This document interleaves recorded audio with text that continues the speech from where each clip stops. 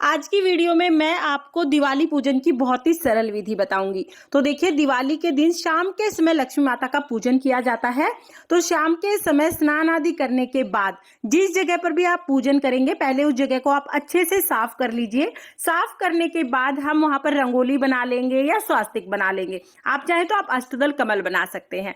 तो देखिए, मैं यहाँ पर हल्दी से स्वास्तिक बना लूंगी। और स्वास्तिक हिंदू धर्म में बहुत ही शुभ चिन्ह माना जाता है। तो जब भी आप कोई पूजा करें, स्वास्तिक बना ले। तो यहाँ पर मैंने स्वास्तिक बना लिया है। इसके बाद मैं यहाँ पर चौकी लगा लूंगी। चौकी पर मैंने लाल रंग का वस्त्र बिछा लिया है।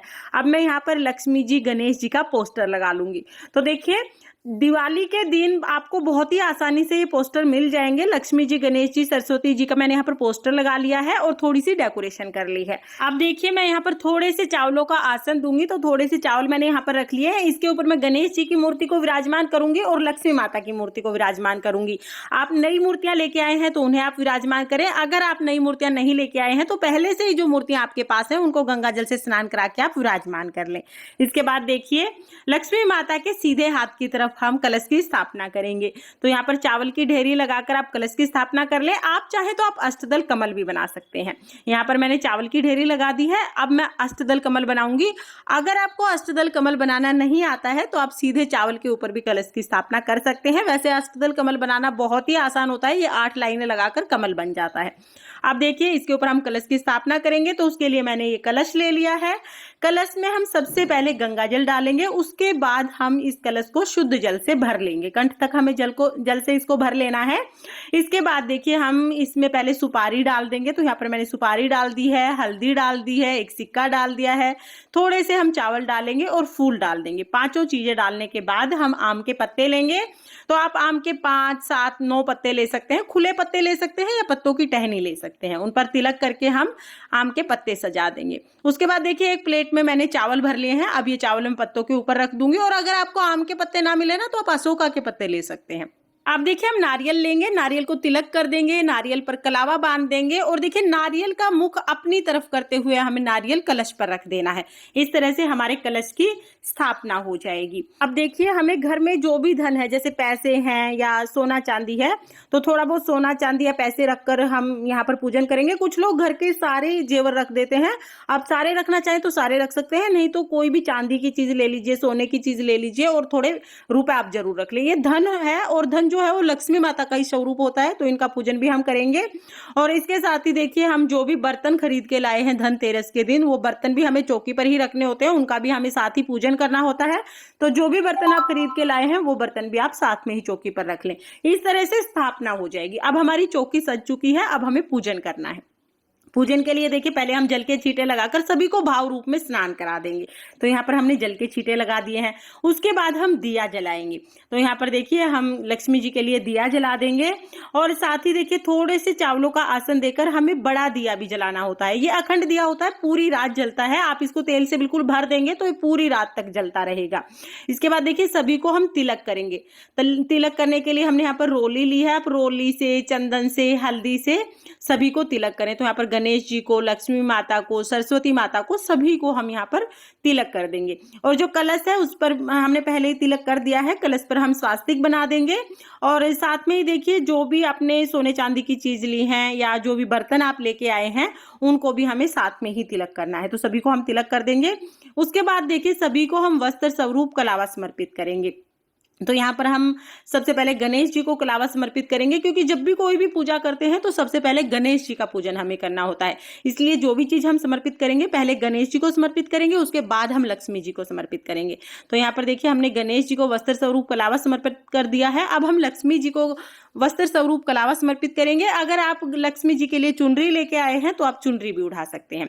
और अगर आपके पास विष्णु भगवान की फोटो या मूर्ति है तो आप उन्हें भी विराजमान कर सकते हैं। साथ ही आप जितने भी आपके इष्ट देव हैं, जैसे हनुमान जी, भगवान शिव शंकर जी, माता शेरा वाली, उनको भी आप चौकी पर विराजमान कर सकते हैं। इसके साथ ही देखिए, हम गणेश जी को लाल रंग के फूल समर्पित करेंगे। और माता लक्ष्मी को हो सके तो आप कमल का फूल समर्पित करें।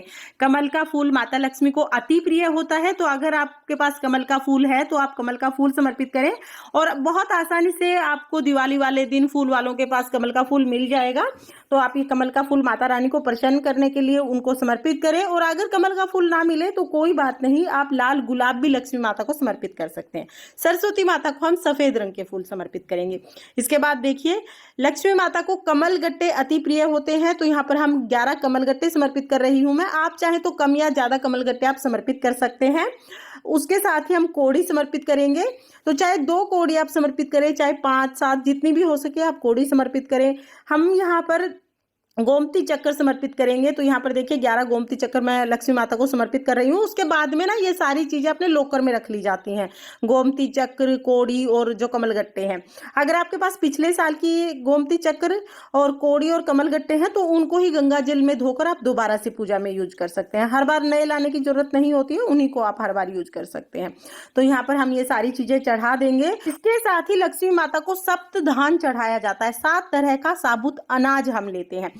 तो यहाँ पर देखिए मैंने तिल लिया है, चावल लिए हैं, गेहूं लिए हैं, धनिया लिया है और साथ में ही बाजरा लिया है, चने लिए हैं और मूंग लिया है। ये 7 चीजें मैंने ली है, क्योंकि आप बार बार पूछते हो कि कौन सी 7 चीजें हैं, तो मैंने ये 7 चीजें ली हैं। आप कोई भी 7 अनाज ले सकते हैं।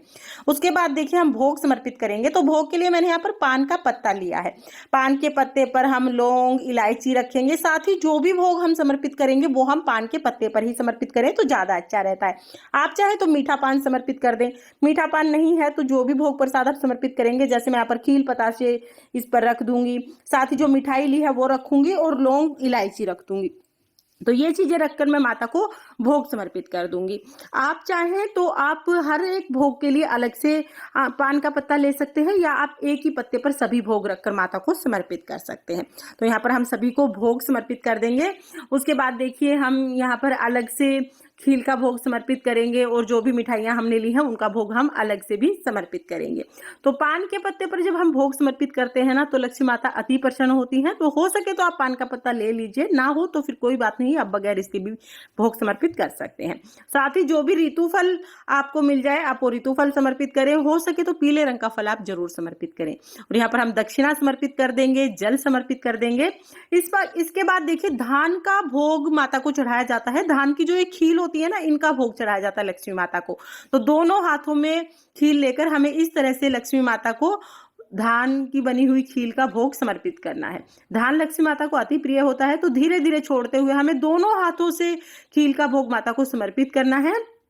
तो इस तरह से हम भोग समर्पित करेंगे। उसके बाद देखिए अगर आप दिवाली की व्रत कथा सुनते हैं तो हाथ में चावल और फूल लेकर हम व्रत कथा सुन लेंगे। आप चाहें तो आप लक्ष्मी जी के मंत्रों का जाप कर सकते हैं या आप लक्ष्मी चालीसा भी पढ़ सकते हैं। तो यहाँ पर देखिए हम दिवाली व्रत कथा पढ़ेंगे। व्रत कथा का वीडियो आपको अलग से मिल जाएगा, लिंक मैं आपको डिस्क्रिप्शन में दे दूंगी, आप वहां से देख लेना। कथा सुनने के बाद जो हाथ में फूल और चावल लिए हैं ये हम लक्ष्मी माता के चरणों में समर्पित कर देंगे। इसके बाद देखिए कथा हमने सुन ली है। इसके बाद जो भी दिए हमने लिए हैं, बहुत सारे हम दिए लेते हैं, सभी को हमें जला लेना है। सब में तेल भरेंगे और इन सब में बाती लगाकर सभी दियों को हम जला लेंगे। इनमें से कुछ दिए हम चौकी पर ही रख देंगे। तो सबसे पहले तो जो दिए हम जलाएंगे वो दिए हम चौकी पर रखेंगे, फिर अपनी किचन में रखेंगे, घर में सब जगह रखेंगे, घर के बाहर रखेंगे और छत पे भी हम ये दिए रखते हैं। तो चौकी पर रखकर पहले हम आरती कर लेंगे, उसके बाद सभी जगह पर हम ये दिए रख देंगे। तो यहाँ पर देखिए हम धूप दीप दिखा लेंगे। और देखिए आप चाहें तो आप कपूर से आरती कर सकते हैं या जो आपने दिए जलाए हैं उनसे भी आप आरती कर सकते हैं। तो यहाँ पर हम गणेश जी की आरती करेंगे, लक्ष्मी माता की आरती करेंगे। और पता नहीं क्यों मेरे पास बार बार कमेंट आ रहे हैं कि लक्ष्मी जी का जब पूजन करते हैं तो आरती नहीं करनी चाहिए। तो देखिए हम तो आरती करते हैं, अगर आपको कुछ संशय है और आप आरती नहीं करना चाहते हैं तो 7 बार आप दिया इस तरह से घुमा लीजिए और आरती अगर आप नहीं करना चाहते हैं तो कोई बात नहीं। जब हम 5 बार या 7 बार दिया घुमाते हैं तो उसको भी आरती ही कहते हैं। उसके बाद देखिए हाथ जोड़कर हम लक्ष्मी माता से अपने घर में आने के लिए प्रार्थना करेंगे और अपने घर में स्थायी निवास करने के लिए प्रार्थना करेंगे। साथ ही पूजा में रही कमियों के लिए क्षमा याचना करेंगे। इस तरह से हमारी दिवाली की पूजा पूर्ण हो जाएगी। पूजा के बाद जो भी भोग प्रसाद हमने चढ़ाया है वो घर के सभी सदस्यों में हम प्रसाद स्वरूप बांट देंगे। और उसके बाद देखिए जो ये दिया हमने जलाया है ना, इस पर काजल भी बनाया जाता है। तो रात को आप इस पर काजल बना लीजिए और वो काजल आप सभी को लगाएं, बहुत अच्छा रहता है आंखों के लिए। इसके बाद देखिए जो चौकी है ये हमें अगले दिन उठानी है। चौकी हमें कब उठानी है और कैसे उठानी है इसका वीडियो आपको चैनल पर मिल जाएगा, उसका लिंक मैं आपको डिस्क्रिप्शन में दे दूंगी, आप वहां से देख लेना। फ्रेंड्स हिंदू धर्म में दिवाली के त्योहार को सबसे बड़ा त्योहार माना जाता है और इस दिन शाम को लक्ष्मी पूजन किया जाता है, यानी लक्ष्मी माता की पूजा की जाती है ताकि हमारे घर में अन्न धन के भंडारे भरे रहें और हमें कभी भी पैसों संबंधी कोई दिक्कत ना आए। तो माता लक्ष्मी की कृपा प्राप्त करने के लिए आप भी दिवाली के शाम को लक्ष्मी पूजन अवश्य करें। लक्ष्मी पूजन की ये बहुत ही सरल विधि मैंने आपके साथ शेयर की है। तो फिर मिलते हैं किसी और वीडियो के साथ, तब तक के लिए जय माँ लक्ष्मी, राधे राधे।